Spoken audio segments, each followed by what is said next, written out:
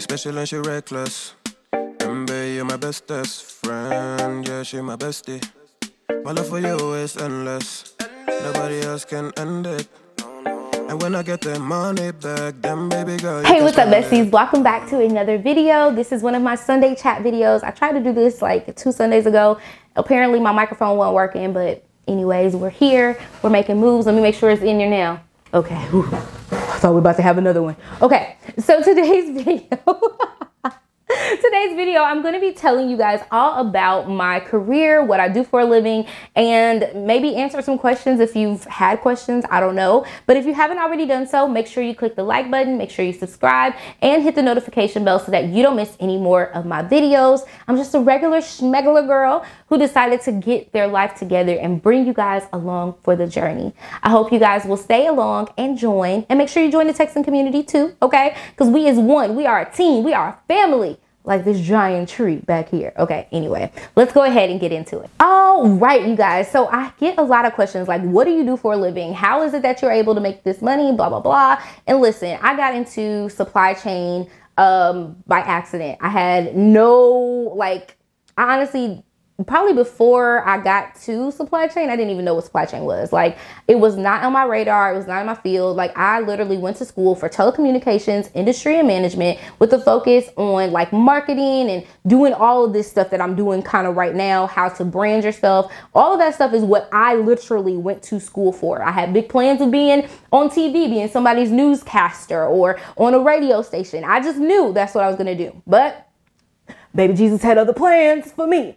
So when I graduated from Indiana University in Bloomington, okay, yes, I say that because nobody asked me, but yes, I went to IU in Bloomington, and I graduated and I was like, okay, I'm just going to go into retail. So I went into retail. I was actually a assistant manager at a Forever 21 here in Memphis, and I loved it.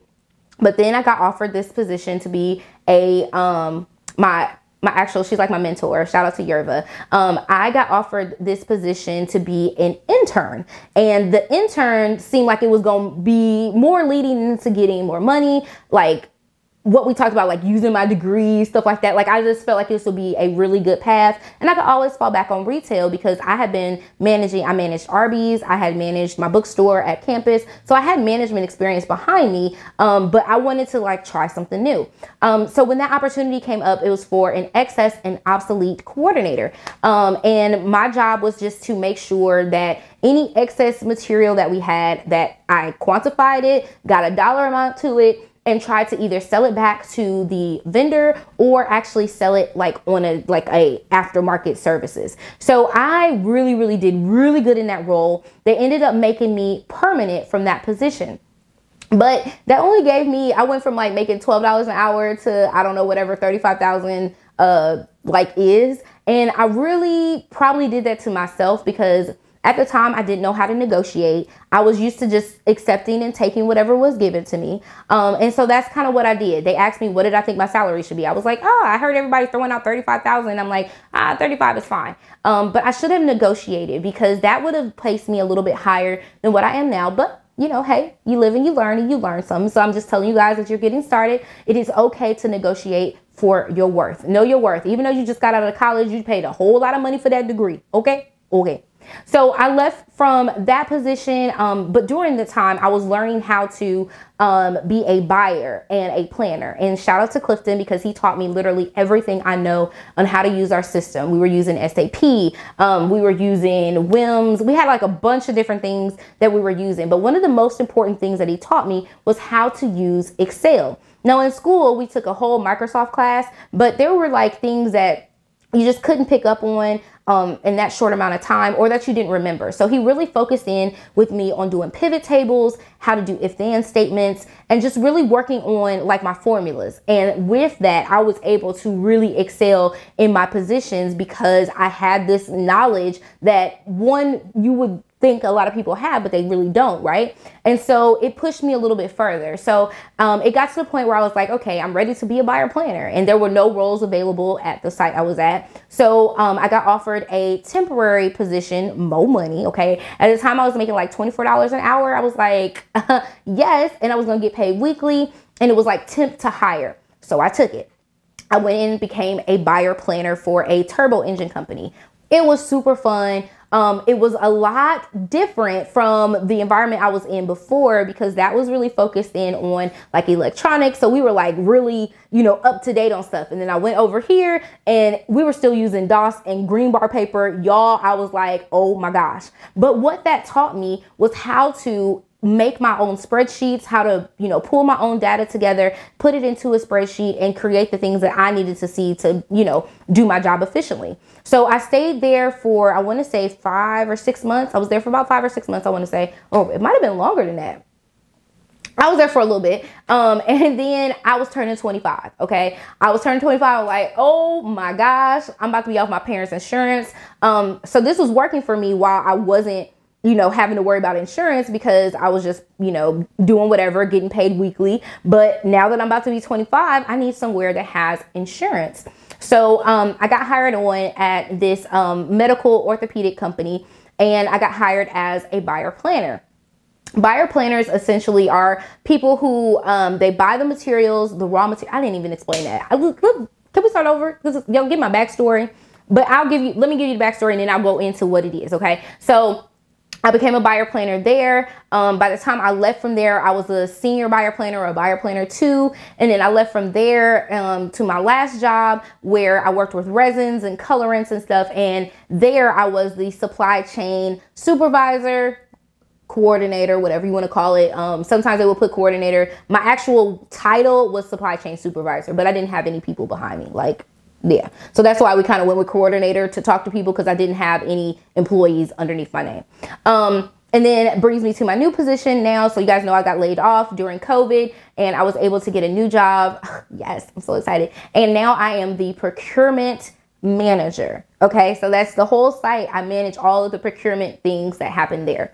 So let's go ahead and let's talk about what it means to be in supply chain. Like, what is supply chain? What is procurement? And how does it affect a business? So one of the things that I didn't realize, like how important procurement or supply chain is to any business. So when you think of supply chain, we are literally the people who do the ordering of the raw materials, the planning portions of it, making sure it gets to where it needs to go, and it gets there on time for our end user, our customer. And sometimes your customers can be internal or they can be external. So with a lot of the jobs that I had as a buyer planner, my job was to purchase raw materials, and then I would plan those raw materials to the floor. Purchase, and then I would plan them to the floor. Get it? Buyer planner. But it comes with so many other pieces to it. You actually have to look and see what is your demand, seeing what you have used and forecast, and knowing how to do a lot of different pieces that are constantly moving. Especially like with me, I worked with orthopedics. And so that was really, really one of those things, like, was based on learning your seasonalities, learning when people are actually getting these surgeries, how to have them in stock, which ones are they actually using, which ones are they not, so you can start working with doctors to move those out and move something else in. When I tell you, it's very complex, but very fun. If you like to shop, it kind of gives you that same feeling every day of like shopping for things, but maybe things that you don't really need. Okay. So that's a little bit about like the supply chain piece of it. Within supply chain is a thing called procurement. And procurement is just what you think it is. It's where we procure all of the things. That's literally how I explain it to people. I procure services, goods, anything that my business needs to be functional. This could be the material that we pack items in, all the way to the groundskeeping outside. When they need something, they come to procurement and ask them. And what we do is we analyze our spend. We analyze what our budget is. We make sure that we're spending with the right companies, making sure that we're also spending wisely. So not going over our budget, making sure that we're not getting the short end of the stick. We deal with contracts. We deal with people. Like, we deal with just about everything. And that is literally one of the things I love, because I'm not just like in one department and I never see anybody else. I literally deal, no matter where I've been, I've dealt with production, I've dealt with sales, I've dealt with the marketing team, human resources. I've had to deal with all of these other moving pieces of the business, and supply chain just kind of sits right here. Procurement sits right here in the middle, because if you don't have the things that you need,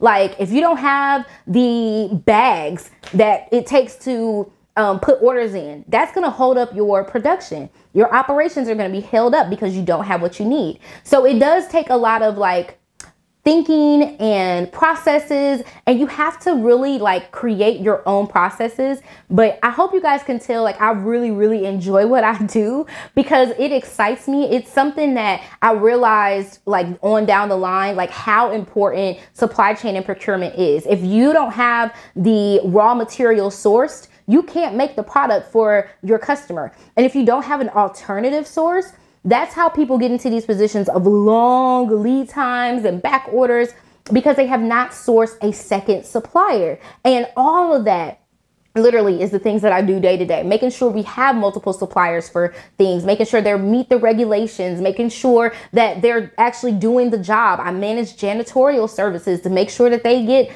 clean around the building, make sure they stay on top of things, the groundskeeping, the landscaping.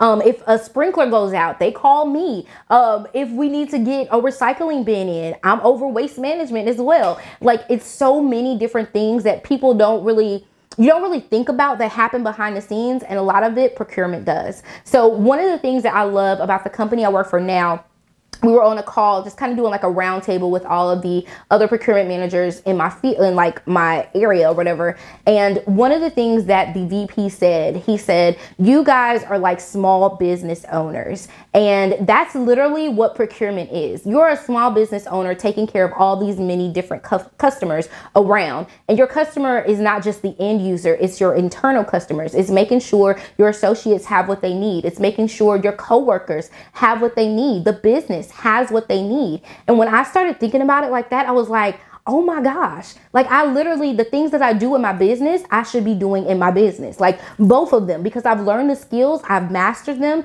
And now it's like, wow, the light bulb just didn't go off on me that like literally what I do at work is what I do at home. What I do at home is what I do at work. And now everything like coincides with each other, and it just makes sense. I know I probably ran around the bush a lot with that, but that's literally what happened. And I've been able to move up at least 10 to 15K every time I did a job move. And that really helped me to, kind of set a precedence of what I wanted and how I wanted to be by the time I retired. There's nothing wrong with starting out in an internship. It's nothing wrong with starting out in like a lower position and then working your way into something else. If you haven't heard of supply chain and maybe you're interested, go talk to someone in your supply chain. Find out what they do on a day-to-day basis. Ask them, can you shadow them? I love when people ask to shadow either my associates or myself. I want to show people what I do, get them interested, because procurement is one of those positions that I have found to be one of of longevity. A lot of people will get in procurement and just stay like forever and ever because it's comfortable. You make a difference. You feel like your work is like making a difference to other people. Like you really feel like, like you like it. And every day is literally something different. Okay. So yeah, people tend to stay in procurement for years and years and years. I think one place I worked at, she had been there for like 30 years. Another had been there for 25. Like these are longevity positions. And so I really suggest, if you're interested in, a career that has, unlimited potential, because you can go from being a buyer planner, you can be a buyer, you can be a procurement manager, you can go and become a scheduler, you can be a planner. There's so many different avenues to procurement supply chain that you can get into that you would enjoy. And you don't really get stuck in one little nook and cranny. So I would suggest you guys looking into your current job, seeing what positions they have open, talking to people, getting a better understanding of it, and just checking it out, because I love it. I mean, I don't know. I just love it. I enjoy what I do. I hope you guys enjoyed learning more about what I do on a day-to-day basis, how I help people, and how I spend people's money. I hope y'all enjoyed that. Make sure you guys leave me any comments or questions that you have down below. If there's anything I can help you get prepared for interviews or anything like that. I am a very good interviewer. People have told me that, and this is not me tooting my own horn.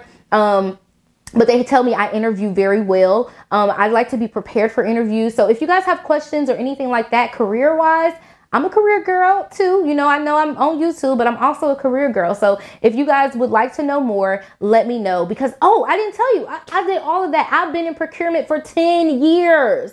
10 years, going on 11 now. So yeah, your girl been doing this for quite some time. So thank you guys so much for watching. Again, if you have any questions, leave them down below. Check out my girl Southern Throne Boutique, who made me this shirt. Bless your heart. Okay, baby, bless your heart. Y'all have a wonderful day whenever you're watching this, day, night. I hope you enjoyed it. I will catch you guys in my next video. Don't forget to like, subscribe, and comment. Mwah! KK, bye! You're special and she reckless. Remember, you're my bestest friend. Yeah, she my bestie. My love for you is endless. Nobody else can end it. And when I get the money back, then baby girl, you can spend it. And everything is alright. I like how you're doing alright.